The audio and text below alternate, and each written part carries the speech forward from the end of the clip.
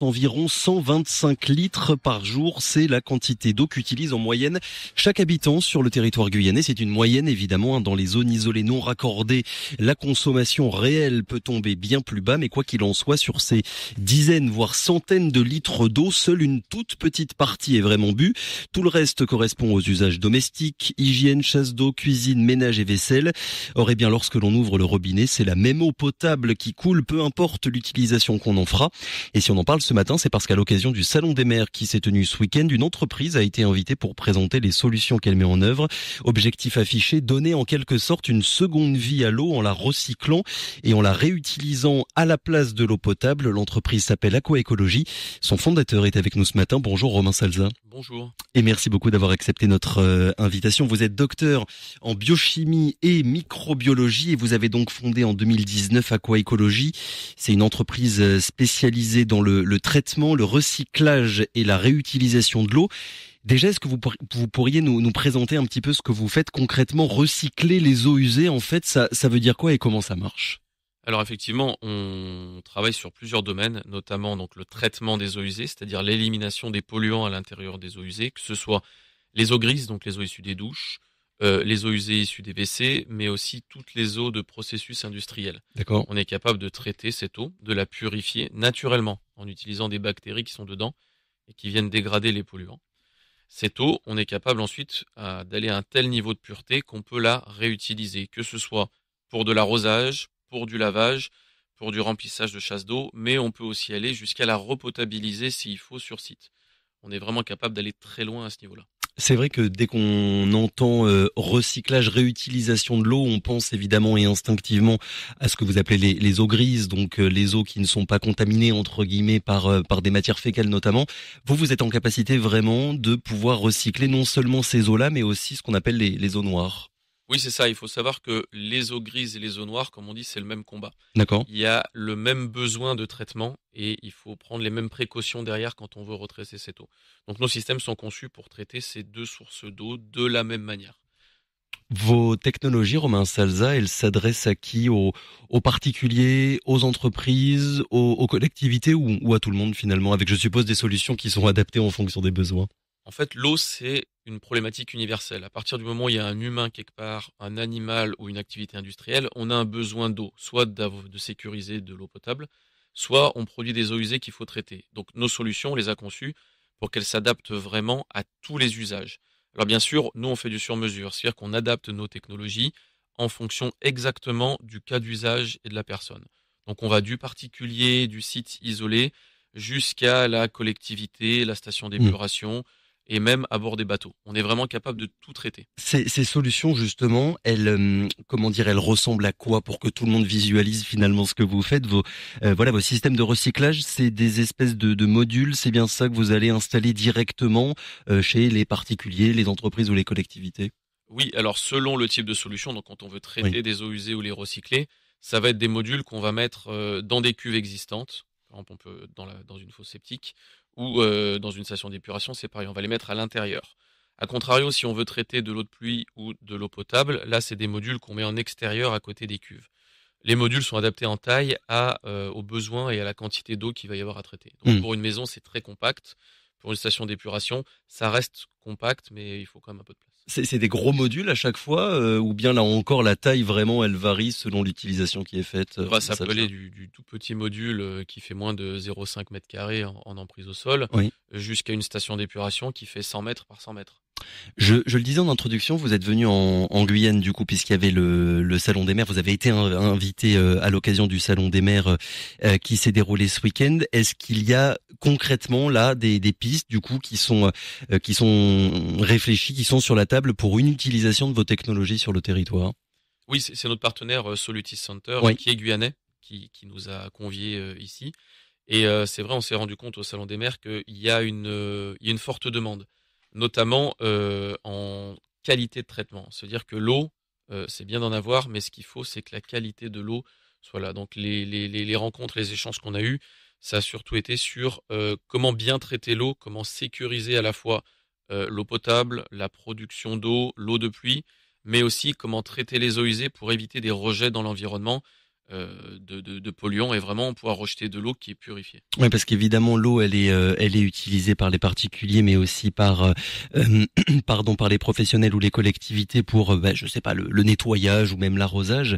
J'ai lu que si on remplaçait une partie de ces usages par de l'eau recyclée, ça pourrait réduire de 30 à 40% la demande en eau potable dans certaines collectivités. Est-ce que vous les sentez justement intéressés, ces collectivités, ces mairies, Romain Salza, pour aller dans ce sens-là? Oui, ils sont très intéressés parce que, déjà, faire des économies d'eau, c'est aussi des économies financières, Oui, bien sûr. en consommables, en produits chimiques aussi pour traiter l'eau potable. Et puis il y a des usages où utiliser de l'eau potable, c'est aberrant. Remplir des chasses d'eau ou arroser des plantes avec de l'eau potable, ça n'a aucun sens. Donc effectivement, ils sont très intéressés. Et nos solutions, si on fait du recyclage total, on peut aller jusqu'à 99% d'économie d'eau. 99%? Il restera que l'eau potable en consommation, juste pour la boire. Oui. Tout le reste, on est capable. On pourrait même faire du 100%, mais la réglementation le permet pas encore. Ça arrive sur certains sites isolés, on fait des maisons autonomes, mais globalement, on peut aller très très loin en termes de recyclage et réutilisation d'eau. 99%, mais je suppose que pour arriver à ce pourcentage-là, il faut avoir un réseau d'infrastructures qui soit quand même considérable sur tout le territoire, finalement, Romain Salza. Effectivement, il y a deux manières de voir les choses. Soit on a l'infrastructure globale sur laquelle on se remet et sur laquelle on peut avoir des réseaux secondaires en eau Oui. recyclée. Soit on a tous les sites qui sont des sites isolés ou assainissement non collectif, donc non reliés. Et là, on va gérer l'eau à la parcelle. Donc directement sur place, on va gérer l'eau de pluie, les eaux usées et on va tout traiter et recycler sur place. Ça veut dire pas de réseau et des économies en termes de consommation énergétique et de taille d'installation. Oui. Donc on prône aussi un peu l'usage à la parcelle parce que des fois déplacer des eaux sur plusieurs kilomètres, ça consomme beaucoup d'énergie et c'est parfois pas pertinent. Justement, vous anticipez un peu le sens de la prochaine question que j'avais envie de vous poser. Vous proposez, vous m'arrêtez si je me trompe, finalement du cas par cas. Mais est-ce que ce serait pas plus intéressant de réfléchir dès à présent à une solution globale en fait qui soit partagée par tous les particuliers, tous les établissements, toutes les collectivités, pour ne pas se retrouver avec des solutions différentes selon les personnes, Romain Salza? Alors on fait du cas par cas, mais surtout en termes de dimensionnement. Les Oui. briques technologiques qu'on utilise restent les mêmes. Donc on est capable d'équiper 100 foyers côte à côte avec la même solution, ou effectivement faire une grappe et relier ces 100 foyers à une seule solution Oui. commune. On va dire qu'il n'y a pas de solution qui est universelle. On s'adapte à la topographie du terrain, au type d'eau et au climat. Nos solutions, justement, elles sont conçues pour fonctionner sur un climat tropical. On travaille sur toute la planète, nous, et là, les solutions qu'on propose ici sont conçues pour fonctionner localement de manière fiable. Hum, Ça, c'est hum. très important.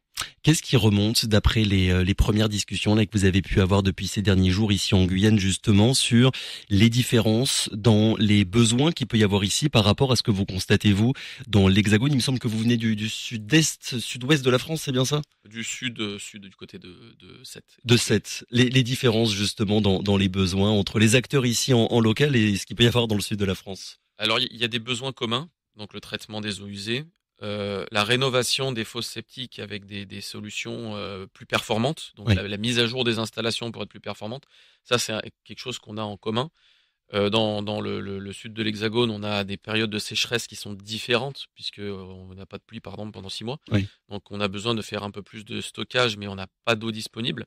Ici, on a la chance quand même d'avoir de l'eau de pluie disponible. Donc, on a des demandes pour améliorer la qualité de l'eau de pluie et la traiter, puisqu'on sait que dans l'eau de pluie, on peut avoir des pesticides, des bactéries ou autres. Donc, on a des demandes de ce côté-là.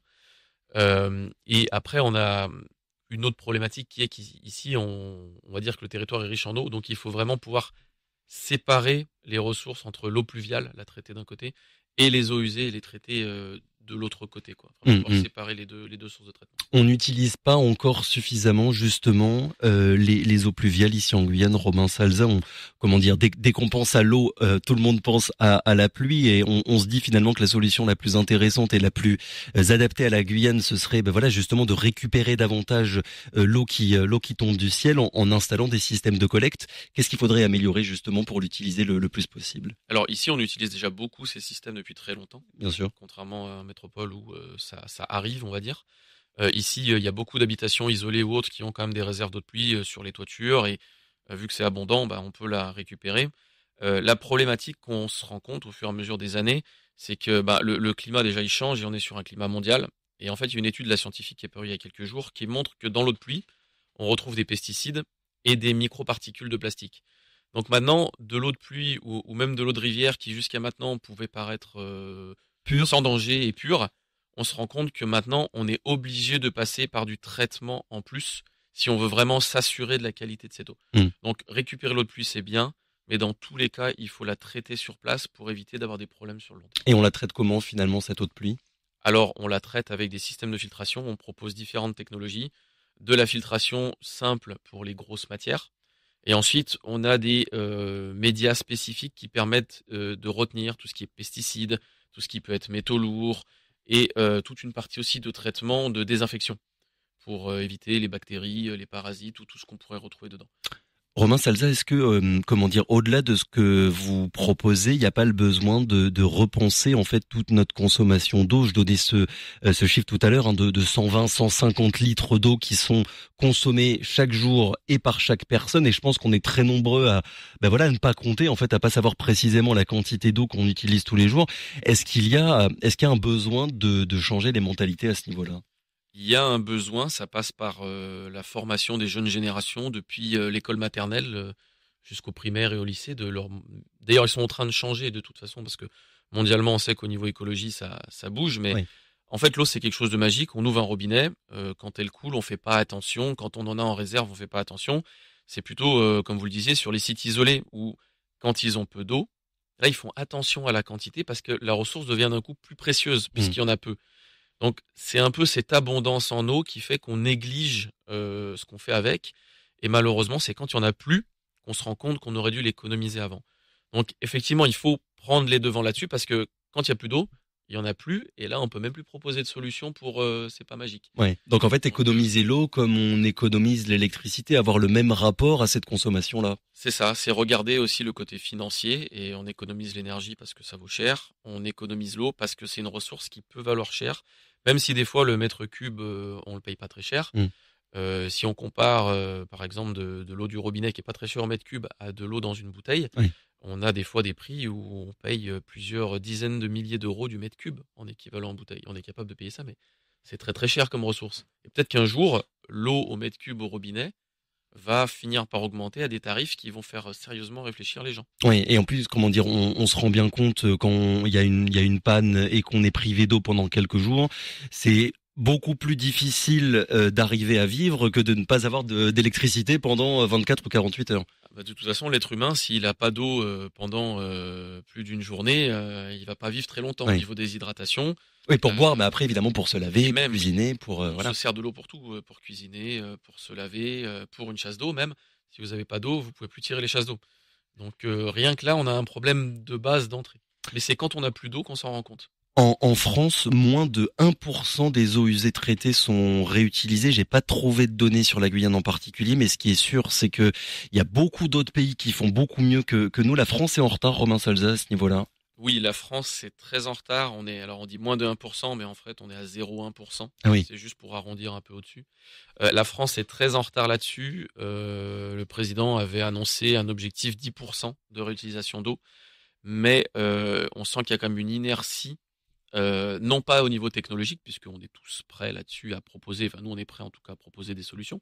C'est plus une inertie et un besoin de changer les mentalités sur le recyclage de l'eau. D'accord. Souvent les gens voient, ils ont l'impression que c'est des eaux usées, donc des eaux sales qu'ils vont utiliser, alors qu'en fait on arrive nous à un tel niveau de qualité qu'on est plus propre que l'eau potable est plus contrôlée que l'eau potable derrière. D'accord. On est les premiers au monde à avoir eu un agrément sanitaire là-dessus qui montre que nos systèmes, même si pendant un an, on ne les entretient pas, en sortie, il n'y a aucun danger pour les personnes qui vont utiliser cette eau. Ça veut dire que votre eau recyclée est encore plus potable que l'eau finalement qui nous arrive déjà quand on ouvre le robinet. Oui, parce que derrière, on rajoute des chaînes de traitement avec par exemple du charbon actif ou du KDF qui vont cibler des métaux lourds ou des pesticides, D'accord.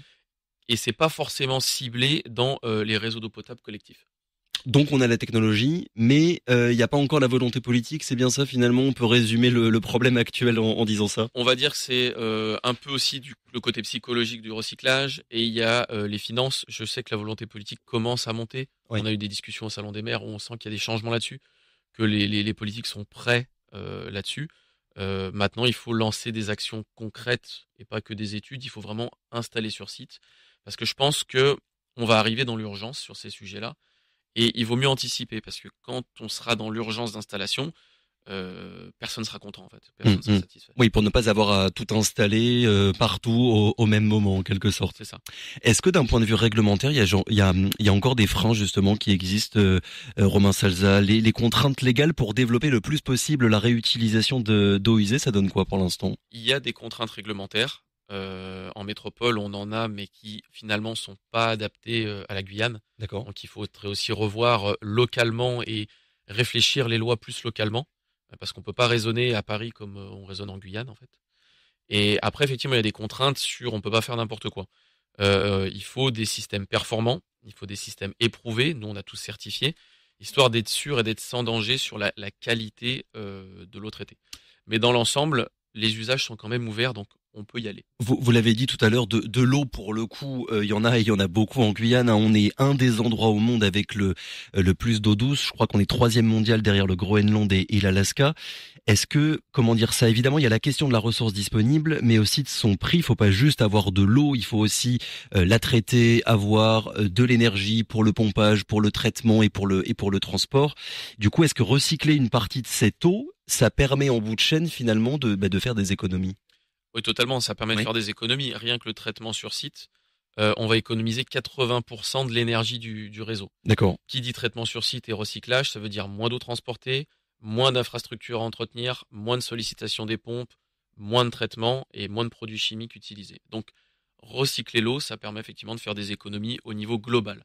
Romain Salza, merci beaucoup d'avoir été avec nous ce matin. Je rappelle donc fondateur de l'entreprise Aqua Écologie. Je renvoie d'ailleurs tous nos auditeurs et auditrices à votre site internet pour celles et ceux qui seraient intéressés par les solutions que vous développez. Vous reviendrez en Guyane? Ah oui, oui, le rendez-vous est déjà pris. Je devrais même y rester beaucoup plus longtemps vu ce qu'il y a à faire. Et on vous réinvitera à nouveau. Merci encore, très bonne Merci journée. beaucoup.